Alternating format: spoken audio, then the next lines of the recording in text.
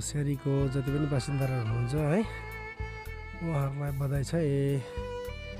किनभने चाहिँ हाम्रो सेरी कोपीबारी है यहाँ देख्न सक्नुहुँदैछ है। अनि एकदम यहाँनिर रोड गइरहेछ है सेरी कोपीबारी एकदम तपाईँले देख्न सक्नुहुन्छ है। यही सालमा एकदम कम्प्लिट हुने सम्भावना छ है। तपाईँले देख्न सक्नुहुन्छ है एकदम राम्रो छ सम्भावना चाहिँ। हेर्नुहोस् गोले साहबले पनि भन्नुभएको छ एकदम है यहाँनिर चाहिँ जति पनि नयाँ कन्स्ट्रक्सन नगरेर अब जुन चाहिँ पुरानो कन्स्ट्रक्सन छ है त्यसलाई चाहिँ कम्प्लिट गर्नुहुने भन्नुभएको छ।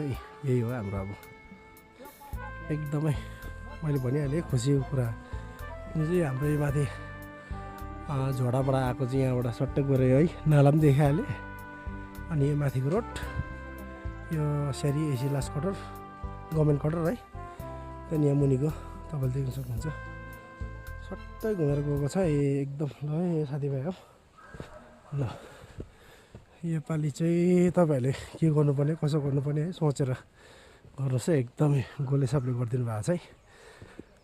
र साथमा हाम्रो यहाँनिर लाम्टा सर हुनुहुन्छ है। सो थ्याङ्क यू तपाईँले गर्दा यतिको भइरहेछ है।